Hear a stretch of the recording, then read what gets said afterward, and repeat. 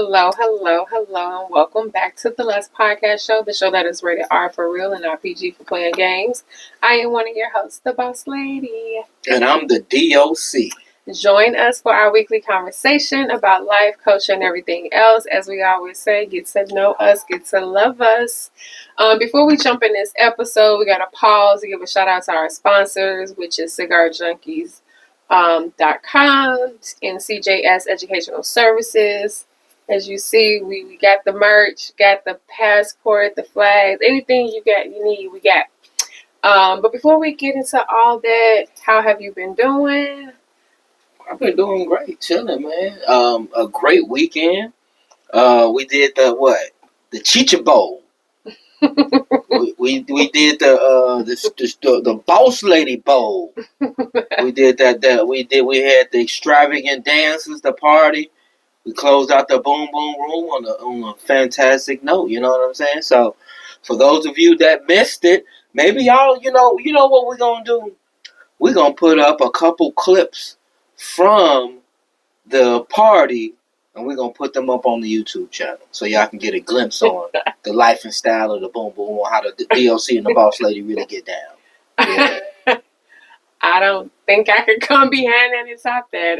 No. How you doing? I'm doing fine. I am blessed. I have no complaints. And yes, coming off a long weekend, but definitely enjoyed myself. And definitely looking forward to the week. Shout out to anybody celebrating a birthday this week. So yeah, I'm chilling. I'm cool. No doubt. Yes, That's good. Let's get into it. All right. Get into this 3-course meal. Always starting with our appetizer. Quick hot topics for today. First one is just some real quick that I saw. I definitely just wanted to get the D.O.C. opinion on this. And of course, it's my girl Angel Reese, who says that her making $73,000 a year is not enough to pay her monthly bills. She even said that she's living above her means. Not even what are your thoughts on her just making $73,000 a year, but what are your thoughts in general on women just getting underpaid? Well, shit, $73,000 ain't enough for me. Shit, I make more than that. You know what I'm saying? So shit, I feel it with that. You need at least $100K to really be comfortable. I'm just keeping it real. Yeah, you really that's just to be comfortable. Yeah, with the economy, the price of inflation and shit, groceries. Yeah, but women being underpaid, particularly in we gonna just say WNBA because you can't compare. That's the only sport that's compared. They don't have women's football, women's baseball. True. So now the only ones that can compare to was soccer and the WNBA. Right. Now, first with soccer, the women's soccer team was really good. So they should be getting paid more. I mean, it's just as much as the men. The WNBA, they're not going to make as much as the men because it's all based off TV revenue. So that's the reason why the men make so much more money, because they got these billion-dollar TV contracts. Whereas WNBA, they just got their big contract this year. So you should see player salaries grow up. The other thing, the men play 82 games, the ladies only pay like 35. So the salaries ain't gonna never be the same. But I do think that it's a damn shame that women make more outside of the WNBA doing endorsements and stuff like that than they doing in WNBA. It makes no sense. I feel you. It makes no sense. It's definitely inequity. It is. I also would like to just ask, because I'm not being funny, but I think as women, we know how much hair costs, how much makeup, clothes, fashion, all that. So I also wonder, as part of that, once again, people living beyond their means. People keeping up with appearances and things of that nature, which also has an effect on the money that they make each year. Yeah, you just hit on a good point that she could have been crying for help too, because she may need somebody to help her manage that money. You don't want to be young, especially a person like me who come from the hood, and you get that money, shit, you're going to buy you a gold chain, you're going to buy you a whip, you just going to blow the money. Get you a table, bottles. So, yeah, so she definitely probably needs somebody to help her manage that money. You know what I'm saying? Well, I Hope they get it together, get an increase, whatever the case may be, get a money manager. But Caitlin Clark, yeah, they gonna get an increase. Yeah. Caitlin Clark answers the back. So, all right, next hot topic. This is an interesting question. A question that just honestly just came upon us recently, and that is, what is a good first date? I think we've been so saturated in the game that, you know, I don't know if we really know what a good first date is. So we do dates, but I don't know about first dates. So I want to give you a shot. What's a good first date? I don't know, because for me, the way I am, I would let the woman dictate. I would let the woman give. So I would ask her what are her likes, interests. Is she trying to do something, eat or something like that, or do an activity? That's what I would do. So I know what's not. I know going to the movies, I would like to go somewhere where we can have some conversation. Yeah. Maybe some drinks. Definitely a public place. Some food, maybe, if you open to that. Yeah. And then maybe some drinks. But yeah, that's something. Nothing. But also be careful with drinks too. Because the drinks could also lead to different the drinks is not going to lead to nothing in the public place. It's the truth, Sarah. What is going to lead to? Get so many drinks, it may end up extending to a first after date. How's that? You don't know, man. He I'm getting so slow. I am getting it. Okay, I think a good first date, you know, it's different now. Because now we live in an age where it's acceptable to go to, like, coffee houses now and have coffee or tea or different type of drinks now. You can go to a juice bar now. It's so many now. You can go to a gun range if that's your play, if that's your thing. I would say a nice simple dinner. And when I say dinner, I'm not even talking about nothing with no sexy theme, nothing like that. I'm talking about just a simple dinner somewhere, even like a Mexican restaurant or something like that, where you can get a nice little margarita, some tacos, talk, call it a day without too much. I think that's a good first date. You take her back home, and y'all go about y'all way. I don't think you want to be a hoe on the first date. Can you be a hoe on the first date? It depends. Sometimes, you know. Depending on the vibe of the person? Because I do have that effect. So, but my question is, you laugh too motherfucking hard. So my question is, should the guy pick the woman up or should she meet him at the place? Well, I think it just depends on the comfort level of the woman. I think you should give all options. You can say, hey, if you don't mind, I can pick you up. But I understand if you want to meet me there. I'm very flexible. Whatever makes you more comfortable is what I'm down with. That's what I would say if I was a dude. Okay. So I'm letting you know your game you can use on women. Mm-hmm. So, okay. If you can think of a good first date, drop that in the comment section. Because we're really curious. What is a good first date? No doubt. I don't think you take it to Steak and Shake, but I don't think you take it to Stacks either. What's a good first date? Okay. Last thing. So this had came up the other day, and I'm going to ask you just what's your opinion. And this is just real quick about voting, because we heard somebody say, well, what if you don't like either one of the people? So what is your thought on this whole 2024 election? And I keep hearing a lot of people saying that they don't like either candidate. So either they're not going to vote at all because they don't like either candidate. So what's your thought? I don't like either candidate. I'm not a big fan of, definitely don't like 45. Him. And I've never been a fan of the vice president. But I'm supporting the vice president, Kamala Harris. And the thing is, I believe that a person should try to find the candidate that lines up as closest to whatever they believe in. And that's the way to go. You're never going to find any one candidate that speaks to all of your interests and concerns. You just find the one that speaks to those things that are very important to you. Yeah. And you can see if you can deal with that. So, exactly. But don't not vote. I believe that voting. I used to be a person. I used to didn't vote. But that changed. And I think you should vote because your vote matters definitely at the local level. So, like for those school boards, the mayor, those commissioners, judges, those things are important. So you should vote. Hey, you have your right to not vote, but I believe that Only United States is one of the few, first world countries where people don't take voting as serious as they do other places. Every other place in the world, voting is fucking serious. It's life and death in some places, so you should take voting serious. So it's crazy. Yeah, I think if you don't like either candidate, I'm just try to find something that you can resonate with one of them and choose one over the other. So definitely can't tell you who to vote for. Well, that is it with our appetizer hot topic. So jumping into this book again, right? So we had chapter 1, loyalty. We had chapter 2, intimacy and sex. We had chapter 3, finances. And I must say that your 10%, your whole 10% debate, I'm just going to say it got kind of serious for a hot second.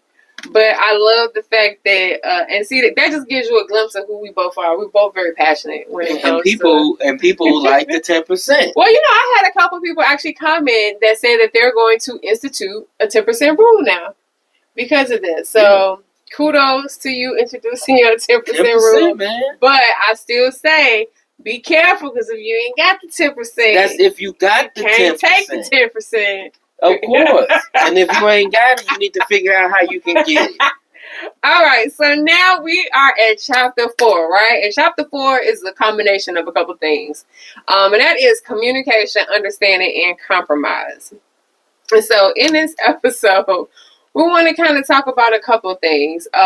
One, just kind of like the pros and cons about communication within your marriage. 2, kind of just talking about that whole, how just having a basic understanding of one another should be part of your foundation. And then I think also 3, learning about compromise and what that means and how that can actually help you out down the line, especially when it comes to conflict. And trying to get through conflict or trying to just get through bad things. I think learning how to compromise does help. So jumping right in, D.O.C., what are your thoughts on effective communication? Do you think our relationships need that? Do you think that is just something that goes without saying? I mean, any relationship, whether it's man and woman, sexual, platonic, the number one thing is communication. And then not only that you communicate, is then how you communicate. Because you can communicate and you can be fucking yelling and cussing and hollering. You had a wrong communication. So, but yeah, that goes without saying. But communication is key. And of course, communication ain't going to always be at 100% level at all times. Let's keep it. There's going to be times where you like, man, fuck that person. I ain't trying to talk to their ass today. But either way, at some point, you're going to have to communicate with that person if you want to go to the next level. And I think the best way people really learn to communicate is when they go through conflict, whether that's conflict between them or whether that's external conflict and they got to work something together in order to address the situation. But you can't have any relationship without communication. That's saying a lot. Because I know. Then it's all types of communication: financial, your parenting, your sex life, your relationship, haters on the outside, all types of shit. That's true. This is the thing. I think when you have the thing with communication is that everybody don't know how to communicate. Everybody know how to talk, but a lot of people don't know how to communicate, and there's a big difference. And I think that if you come from a background where you don't know what true communication look like, how can you communicate? How can you learn to communicate with other people if you really don't know what that looks like? Because that's all you've seen is hollering. That's all you've seen is put downs and negative type of communicative patterns and things of that nature. So I think it's very important. I think it helps build trust. I think it helps with the loyalty, the intimacy, all that we talked about. But what if you don't know what communication is? What if you don't know what I get that, and I think that's that liberal in you that's just always trying some. You know that it's not right to be cussing and yelling at a motherfucker. You don't need to be told that, or somebody tell you or read a book or go to a therapist to tell you that you should be cussing a motherfucker out when you have. I mean, come on, man. So I know that. I grew up in a household where people yell, cuss, where people didn't show affection. There was domestic violence. So I knew that wasn't normal. I didn't need a motherfucker to tell me that or give me a lecture. I think one of the things about that people miss with communication, they think that it's all about you talking. It's about you listening too. That's true. Being an engaged, active listening. Yeah. Active listening. So you got to be really listening to what people are saying, and that's how like something simple as getting a person a gift. It's because you've been listening to the things that they like, the things that they want to do, and then you surprise them down the line with those things. But you got to be engaged and listening to them and paying attention in order to do that. So let me ask you this question, and it's a question I want a lot of people to think about, not just him or myself, but what do you think your communication style is within the marriage? Because I'm pretty sure it's different now than it was before we got married. Oh, that's a great question. That is actually an excellent question. I feel like I'm getting interviewed. That's a good question. I think it depends on the situation. Because my communication with the kids is a little bit different, of course, than it will be. But we've talking about with me and you. I think it's evolved over the years. I'm thinking that I've gotten more expressive and more open with it. I'm less dismissive. I'm more willing to listen. I was a young nigga, and so some things, and you just once again you learn that you like you said earlier. You can't do what you don't know. That's true. But at the same time, you know that you need to do better because you're not getting whatever reaction you want out of that person. That is true. So you learn to listen. You learn not to yell as much. You learn not to curse as much and things like that. So I've learned to be a little bit more patient. That's part of the communication. But yeah, like you said, I think with me, one of my biggest things was I would keep things bottled up. And then when something would piss me off, and then people like, why he blowing up off that little thing, not knowing that it was a culmination of shit. Other things. So I think that, and I've gotten better with that. Instead of just waiting to blow up, I just address it right then and there. So, and I think that's evolved for me over time and made me more better at it. So, yeah. I think for me, I think now I'm more self-reflective than I was when I was younger. I think now I take the time to try to pause. I think I ain't gonna say own up to my shit now than I was when I was young, but I do try to atone more. As far as in situations, I do try to be. I would like to think I'm not as reckless with my communication now as I was when I was young. Because I always think I got a slick mouth, but I feel like it ain't as slick now as it was when I was younger. Definitely don't say things that can mentally, emotionally, psychologically harm the person. You don't do that. I had a couple of slips up coming up. Well, yeah, I didn't get that. Yeah, the tongue is like, but I think that's one thing that I can say. And I think I try to be more direct now. I think I'm more, at least I try to be more direct. Yeah. Can be hypersensitive. Yeah, I can. I ain't gonna lie. I would say in the last 5 years, I have become very hypersensitive. I would say that. And I'm saying this overall. It's not just with him. I think in general. And I don't know if it's just my age coming into par with. But yeah, I am. I ain't gonna lie. Some things make me more irritated now easily. I think, yeah. Some things, yeah, I think I am a little bit hypersensitive now. But so what's the communicative thing or style or something that you would want me to change? Honestly, sometimes it don't even be what you say. It be just sometimes how loud you say it. I think it's the tone of the communication. Just being loud. I'm not being funny because y'all physically loud? Like loud. LOUD. Yeah, loud. Yeah, loud. Like, sometimes it don't sound as bad when you saying it at a lower voice, but when you hollering it or saying it extra loud, it's like it's more emphasis on what's being said, and I don't like that. That's the leader, the Napoleon, the general. Whatever. You can say all that if you want to, but I'm just saying. That sometimes that hollering. I say hollering. That's that Shaka Zulu in me. That's that general. Hey, whatever. I'm just saying. That shit, you sometimes like, tone that down. I don't need all that. Okay, so good. So it's good to know that we both have involved with some things with communication. I think with time we've learned to evolve with that. But you gotta be open to communication. You gotta be willing, like he said, to be an active listener. And I think we both have done better. I think that sometimes you can over communicate. And what I mean by that, I do. I know I do. In this era of I know I do. Accessibility. I know so I do. You can get access to people through phone, through text, through email, through DM, group chats, all types of shit. And she texts me all day. Not every day. When I'm busy at work, I don't text him. Like when I'm really busy, but you text me, G. Like when I am busy at work, I don't text. I don't text you. Anyway. So what I'm getting at is I'm old school.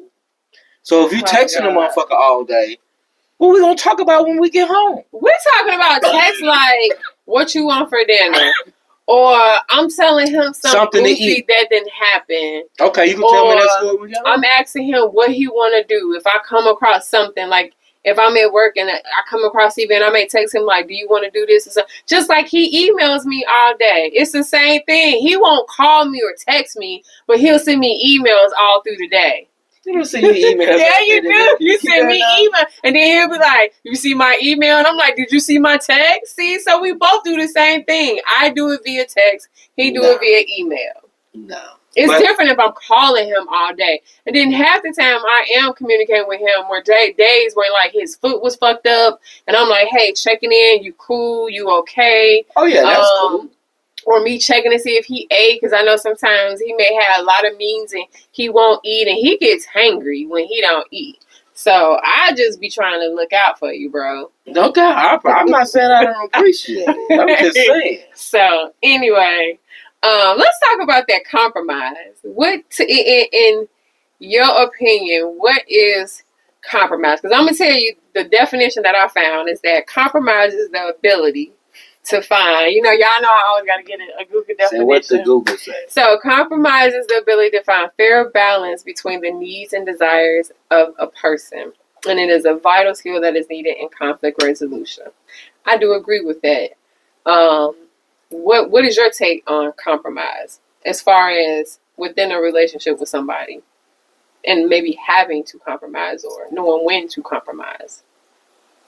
Well, I believe that, no one want to compromise. For one, you don't want to bring about a situation where it's going to harm both parties. So that's when you compromise. Okay. So if going to war with you or a person on a particular thing is not only going to, of course, it's going to cause them harm, but then it's going to also cause me harm. So you look at a way to lessen each body's liabilities and you compromise. So, with that being said, what is something that you learned to compromise on, and why did you compromise on that? It could be something as simple as... It don't have to be about our relationship either. It could be anything. Yeah, something that I've compromised on. It could be... and I'm trying... I don't want to get nothing deep. I get some deep, and I get some... It could be something as simple as waiting on your girl to get ready before y'all go out.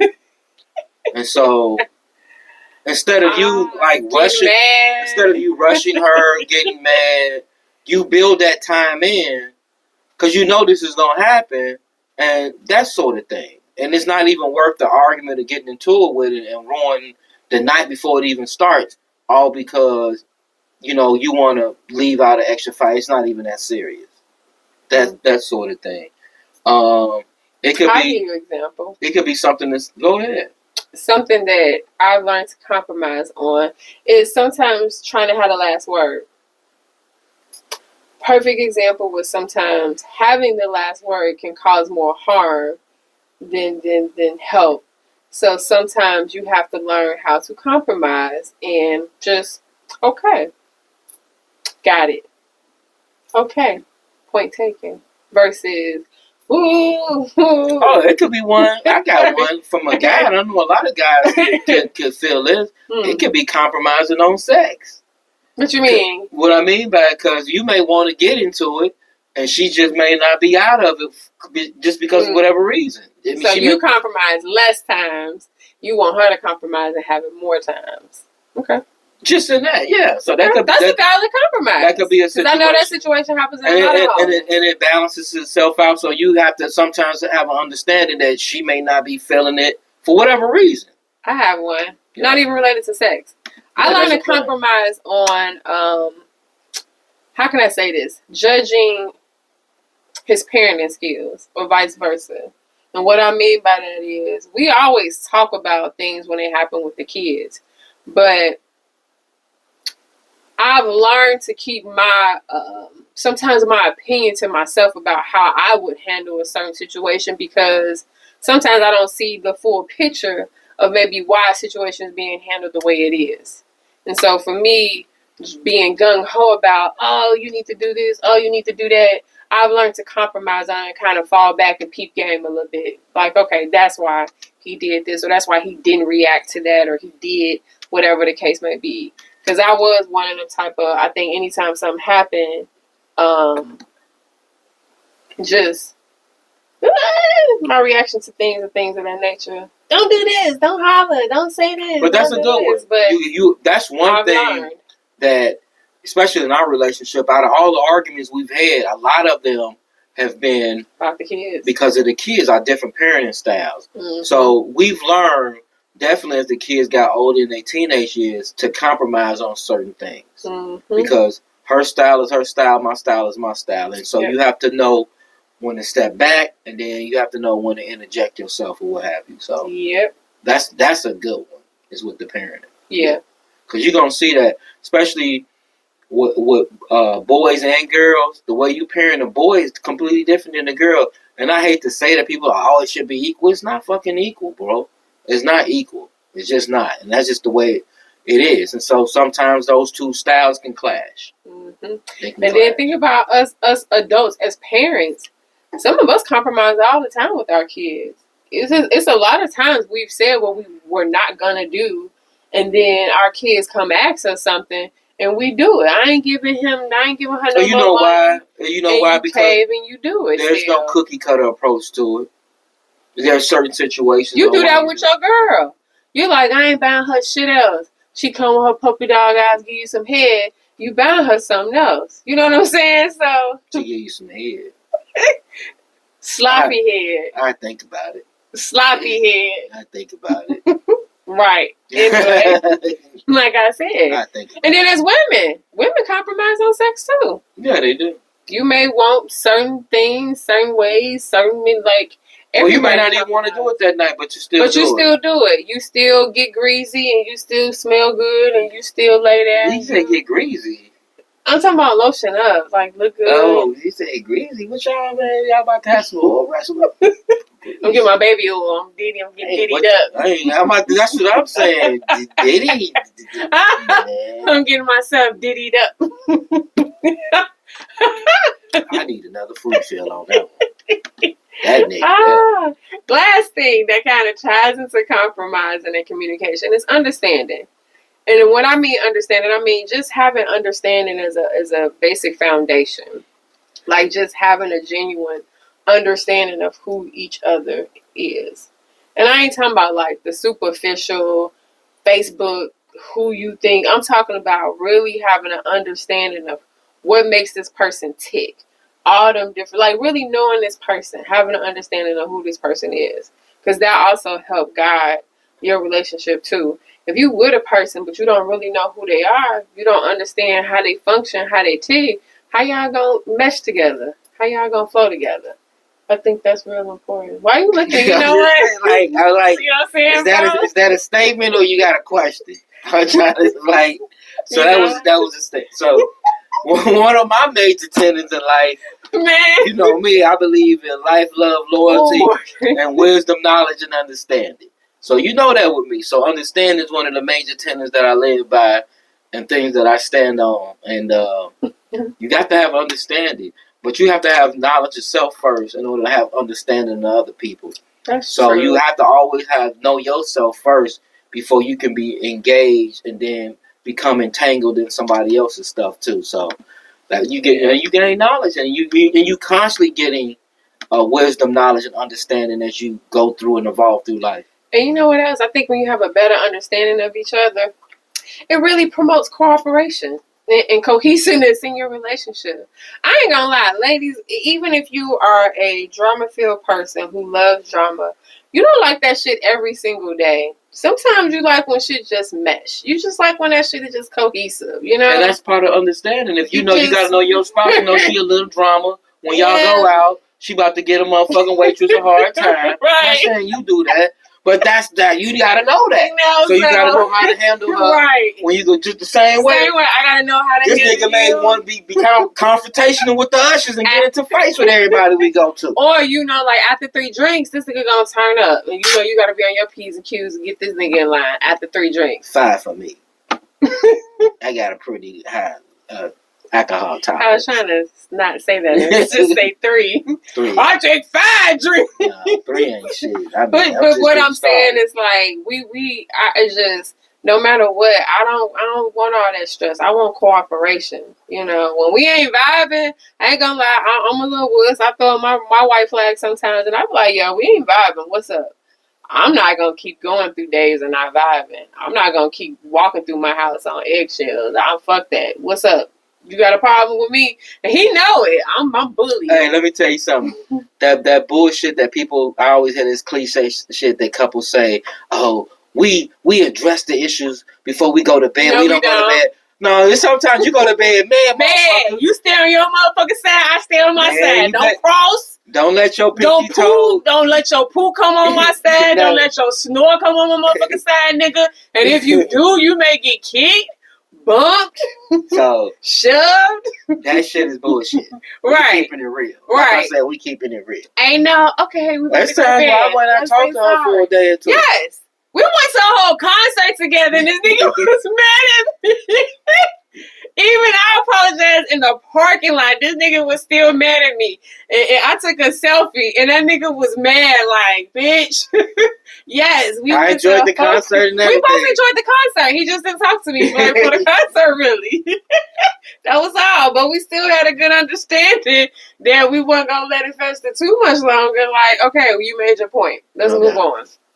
Thank you. Any last points on communication, understanding, or compromise? Just, man, you can never have too much communication. Talk. Yeah. Talk about everything. Your battles. Talk about everything. You can choose your battles, yeah. That's about it, man. Yeah. Be understanding. Ladies, we don't always have to be hard asses. Sometimes we have to compromise just as much as we want the men to compromise for us.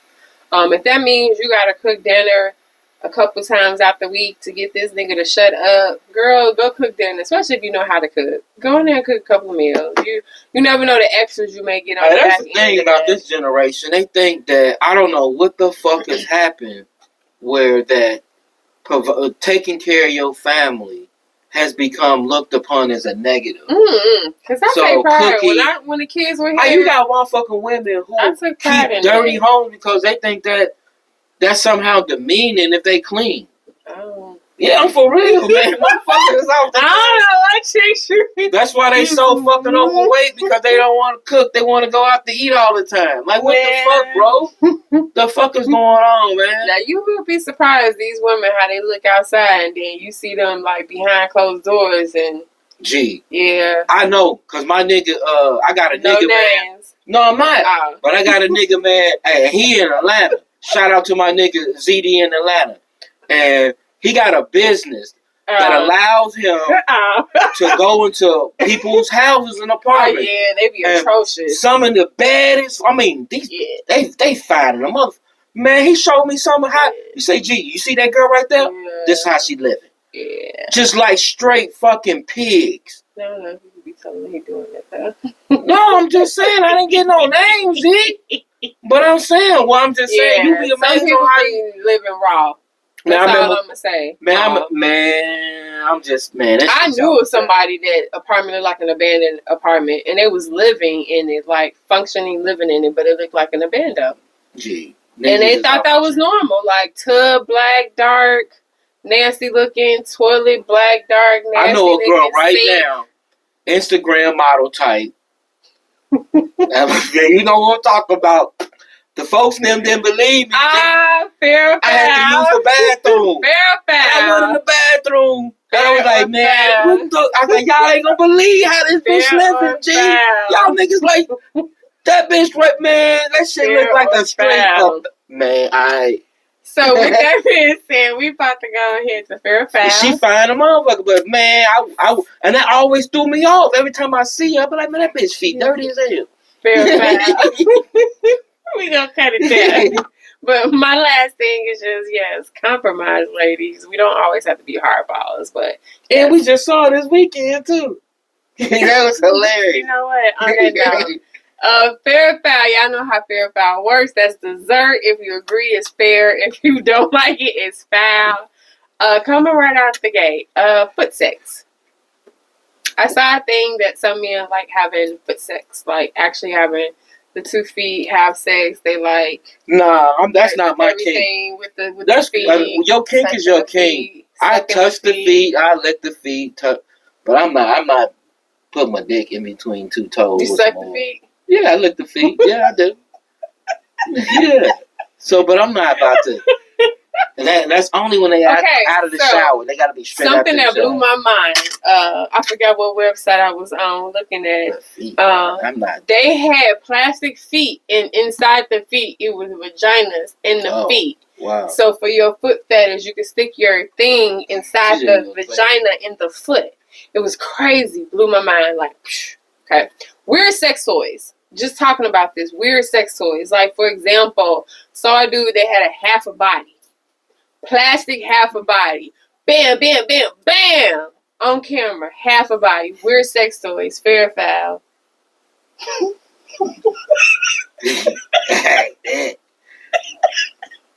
Nigga, do you? I went into a motherfucking. What was we? We was in Toronto.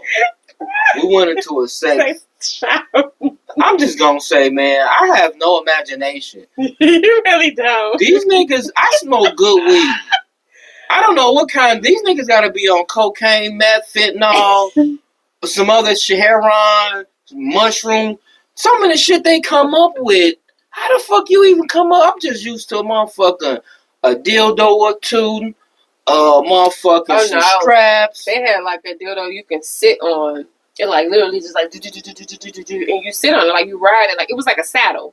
But you sit on it, and the dildo can go this way. It can curve just the shit that they got. I ain't gonna lie. What I was amazed by is that how do they make money? Because you go in these places, they got like 3,000 of these motherfuckers. They do. It's overwhelming. And it's like it is overwhelming. It's like when you go on Walgreens and you trying to get some aspirin. It's like 30 motherfuckers. It's worse than that. You like what the fuck? I don't even know how niggas even pick that shit. This shit is like it's so overwhelming. No, but what was crazy about this store in Toronto was that the dude knew about every fucking product in that store. He's a he knew about every dildo. He knew about every contraction. I'm just saying, he knew about everything. If I'm the weed man, I won't know about what the weed do. I'm just saying, it's just overwhelming. But no, some sex toys. So you're saying fair, or did you say foul? Weird sex toys. Did you say fair or foul? Fair. Okay. I mean, it's whatever you into. As long as you found a person that's consenting to want to do that, that's on you. Cool. There's some shit that I'm not doing. Okay. Yeah. Last one. Women with 10 or more tattoos or I thought you were going to say 10 or more kids. I said, fucking foul, bro. What the fuck? Women with 10 or more tattoos or piercings. Fair or foul? 10 or more? Mm-hmm. What does she got? How about piercings? 10 or more piercings. What if she got one big tattoo? On the whole thigh. Does that count as one? Is that a whole bunch of tattoos? If it's on her whole leg. What does it matter if you got 1 or 10 or 2? I don't. I said, what is it? I'm going to tell you this. I don't care. No, because there's people who really don't like women with tattoos. No, I like tattoos. Like, only thing I don't like is neck tattoo. You know. Why did you even do that neck tattoo like that? You got that old bogus ass neck tattoo. I don't know what jailhouse tattoo you got, but definitely a broad with a face tattoo. I'm running as far away from her. No, when you say face, because I done seen some cute face tattoo. Like define like scary face tattoo for a girl. Sexy red. Why would you get a tattoo on your cheek? Why would you get a tattoo on your fucking forehead? You a girl. Like, what the fuck, man? You got are you showing all that, them thighs, legs? You got all that shit. And you gonna get one on your fucking forehead. Man, you dumb as fuck, man. And then let me know you do hard drugs. I can't get like a little heart. Yeah, go ahead. It's like right here. Go ahead. With the fag. Just go ahead. And you gonna be 5 years later wondering why you ain't got that promotion. We're not putting you in front of nobody with that shit on your face. The fuck out of here. So is it fair or foul? It's fair. Okay, as long as they're not on your face. Yeah, I'm not doing no for me personally. So what about the 10 piercings? You cool with piercings everywhere? What if I got piercings everywhere? Oh, she can have them on the titties, her clit, all that. I'm not tongue. I ain't gonna kiss her if she got all types of tongue rings. If she got multiple tongue rings, but I ain't with a girl that got that on her lips and on her nose. I don't like that. So if I had earrings on my lips, so you ain't gonna kiss me and I like that. I like you. Obviously, went to the other side. I don't know what's going on with you. What other side?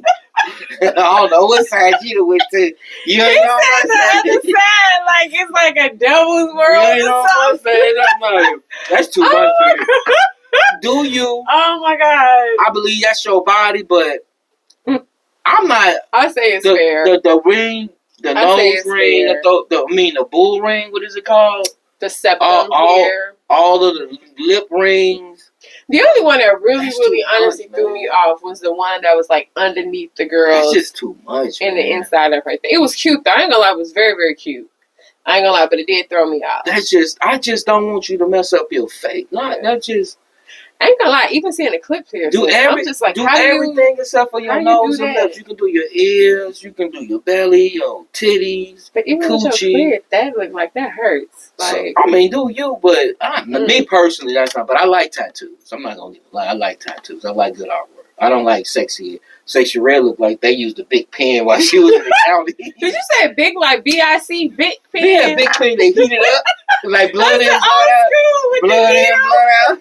They had the little needle and they was doing like this. That's what that shit looked like. It was jailhouse tats. Yeah, I ain't gonna lie. At some stage, you may have to get some tattoos. I wonder why she ain't got her shit done. Yeah, but she can afford to get her tattoos. But I think that's part of her ratchet look.